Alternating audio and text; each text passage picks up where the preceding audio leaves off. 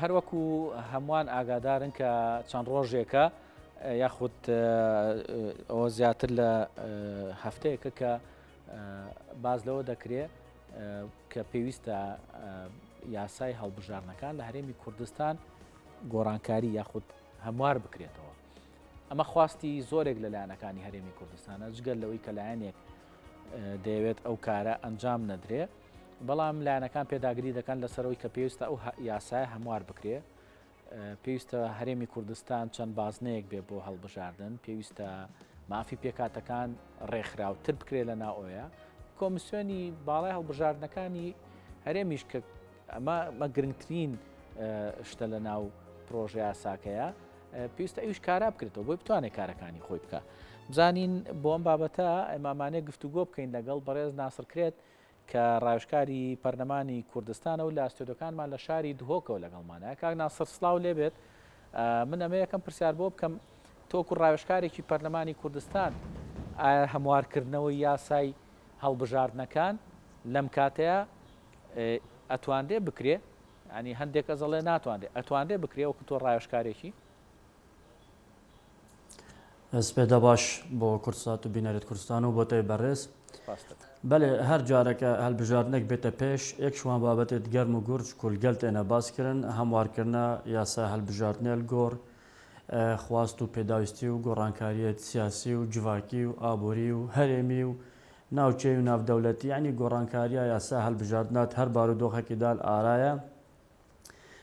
گۆڕ پێویستیە نۆکەژی هەکە هەندێک لایەن بێژن گۆڕینە یاسا هەڵبژاردنە دوان بارودۆخوادا نەیە گونجایە هەفت جارە یاسا هەڵبژاردنە لە هەرێما کوردستانی هاتی هەموارکردن هەر جارە پێویستیەکە هەڵبژاردننی وێجارێ ئەس بینم ئەگەر ئاستەنگ بۆ هەندێ بێت و وەختێ گۆڕینێنیان ئاسانی نەگۆڕیت سیستەمێ هەڵبژاردنە یاسا هەڵبژاردنە بە بتنێ بیانووەکە بۆ هەندێک کوونێتەکردن. باش. گرنگترین ئەو بڕگانەی کە لە نێو یاساکەیە هەیە کامانن کا بێ هەموار بکرێنەوە، بێگومان هەمووی خراوەتە ڕوو، بەڵام دایمە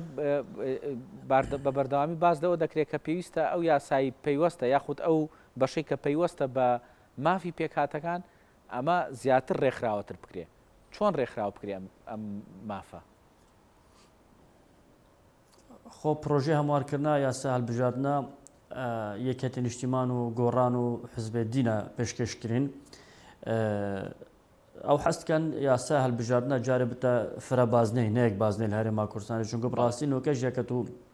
بێ بەرێ خوب دێ پێکهاتە پەرلەمانی ئەو کەساتێن پەرلەمانی نوێنەراتێ هەموو ناوچە هەموو دەڤەرە هەموو شاراناکەن یان وەک جۆرە هەماهنگێک داینە خۆ هەکەم بینە سروشتێ دیموکراسیەتێ سروشتێ هەڵبژاردنێ و ناردنا نوێنەرە بۆ جێ بریاردانش بەر هەندێ هەموو دەڤەرە نوێنەرێت خۆ کەسانێت خۆت وی جی داهبن ئەو جێت بژنێ پەرلەمان کۆ سەرچاوی یاسا دانانێ و سەرچاوی چاودێریە و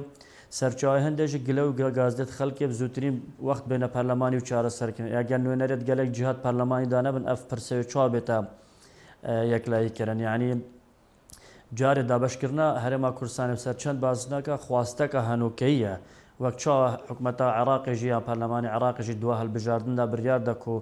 عێراق نەک بتە چەند بازنەک سەر ئاستی شارە بەلکو هەر شارش بتە چەند بازنە داکو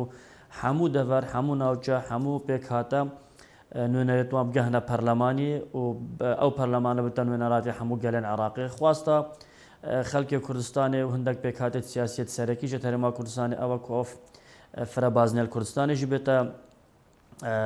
پیادەکردن داکو نوێنەرێت هەموو دەڤەرا و ناوچە بگەهنە پەرلەمانی هاوسەنگی سەبارەت بابەتی پێک هاتەیە ڕاستیژی ئەگەم چینە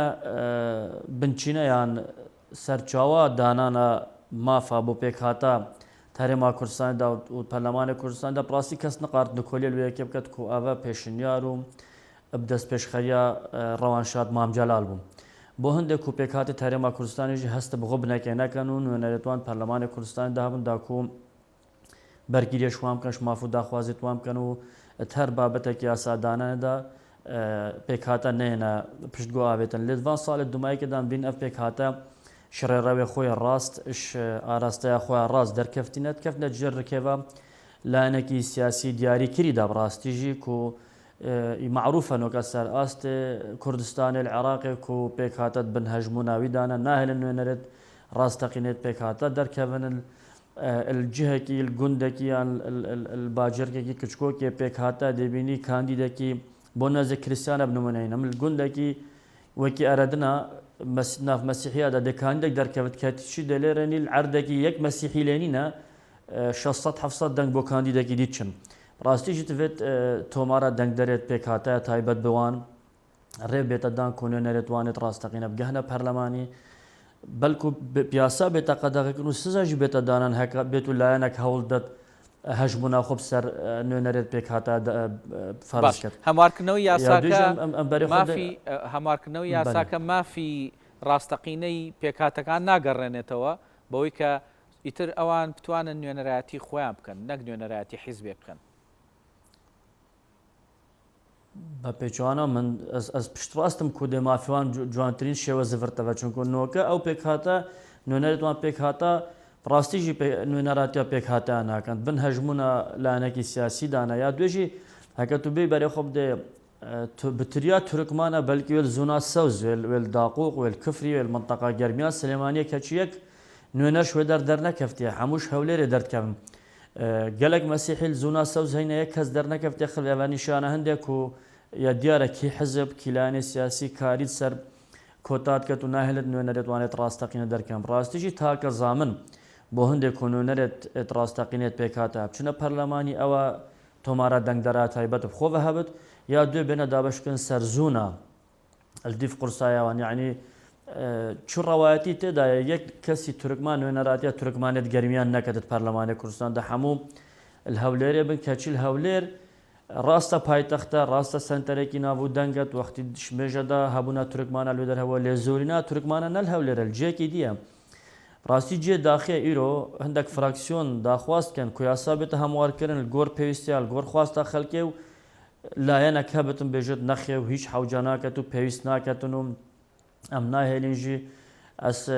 هەم وەک ڕاشکارێکی پەرلەمانی هەم وەک کادرێکی یەکەتی ژنۆکە دیار بکەم کو ئەرکێکی مێژووی سەر ملێ ئێکەتیەت vê قوناغێدا کو زامنە هەندێک دیموکراسیەت لە هەرێما کوردستانی بەردەوام بێت ئازادی بەردەوام بێت هەلبژاردن بەردەوام بێت پەرلەمان ژی بەردەوام بێت چونکە ئەم قبول ناکەین ملەتی کورد قبول ناکات یەکەتی قبول ناکات دکتاتۆرێک دکتاتۆرێکی بێتە گوهارتن حزب القاعدە حزب القاعدێکی دی بێتە گوهارتن دەوێت ئەف پەرلەمانە ئەف هەلبژاردنە ئەف ئازادیە بەردەوام بتون نوێنەرێت هەمووات پەرلەمانی دابن نەکەفتە ژێر هەزمونە چ حزبی تاکڕەوانە تێدا کار بێتەکردن باش لە عێراقا بینیمان کە لە کۆتا هەڵبژاردنە فرەبازنەی پەیڕەو کراوە لە کورتترین کاتیشا بە کۆمیسیۆن ڕاگەێندا و دواتر کۆمیسیۆن ئامادەکارێکی باشیشی بۆ کرد بۆچی لە هەرێمی کوردستان ئەڵێن وڵا ئەگەر فرەبازنەی بێت ئەوە ناتوانین ئێمە کاتمان لە بەردەست نییە وایە؟ ناوە ئەوە هیچ ڕاستێک بۆ بێ چەندێن نییە بیانوەکە ئەو جارێ ئەو وادی هاتیە دیارکردن بۆ هەلبژاردنێت پەرلەمانی کوردستانی هەیوا دەها مەوەختل پێشدا کادرێت کۆمیسیۆنێت شارەزانت لێزانن وی بواریدا و ئەستان مە سێ شار هەینە کە عێراق شیابەتە هەژدە شارە مایە دوسێ مانگادا تۆمارە دەنگدەرە حازرکەتن و هەموو پێداویستی و ڕێکار و میکانیزمێت هەلبژاردنێ بەردەست کات ئەوە هەرێما کوردستانیژی تقارتن باشترین شێوە ڕێکوپێکترین شێوە هەم تۆمارە دەنگدەرە یا شارە ژێک جوداکات هەمژی دەبێتەوەکی جۆرە ئامارێکێژی بۆ هەرێما کوردستانی چونکو حرەکەتەکە باشە ئاکنجی بوونێت نیڤەکە باجی ڕادایە گۆڕانکاری مستەمر تێدا تێنەکردن دابزانین جارێ چاوایە گەلە خەلکیای نەخەلکی هەرێما کوردستانە نەخەلکی عێراقیە ناسنامە عێراقی پێهاتیەدان پشکدارێت هەلبژاردنێدات کە دیف هەندێک زانیارە گەلە خەلکیش دەرەوەی هەرێما کوردستانیێژی لێ ناسنامە عێراقیەت ڕۆژە دەنگدانداتێت دەنگی خۆت دەڕاستی تەوێت سنوورێک بەباش شتا بێتە دانان و کۆمیسیۆن بێتە کاراکردن و تۆمارە دەنگدەرە بێتە نوکردن گۆڕ ئەو سیستەمی عێراق پەیڕەوکەی چونکە ئەم ڕوویە سیستەمی سیاسی بە هێشتا بەشێکیش عێراقی بەڵێ ئەوەی کە باسەکرێ هەندێک ینی لایەنێگەڵێ بیانۆکەی وێڵێ ئەو پرۆژه یاسایی کە پێشکەشکراوە بۆ هەمواری یاساکانی هەڵبژاردن یاخود یاسای هەڵبژاردن درەنگ هاتووە بەڵام لە کاتێکا پێشتر ینی ئەم پێشنیارە هەبووە و نەخراوەتە بڵین کارەکانی ناو پەرلەمانەوە یاخود لە دانیشتەکانی پەرلەمانە گفتوگوی لەسەر نەکراوە ئەنی یاسایەکی ئەو هاگەر گفتوگوی لەسەرکرێ یاسایە کە داهاتوی هەرێمی کوردستانی پێوە بەندە ینی درەنە بۆی کە هەموار بکرێتەوە نا هیچ پەیوەندی بە درەنگی ئەو نیە ینی پەرلەمانی کوردستانی دواوادە دیار کرد بۆ پێشکەشکردنە پرۆژە یعنی مەسەلەکە هەیڤ دە هەڵبژاردنێت پەرلەمانی کوردستانی فراکسیۆنێک بێت باشترین و ڕێک و پێکترین و نمونەی ترین پرۆژەژی پێشکەشکەت هەیڤ هەشت و هەیوانە ئەکید ناتە وەرگرتن و ناتە جێبەجێکردن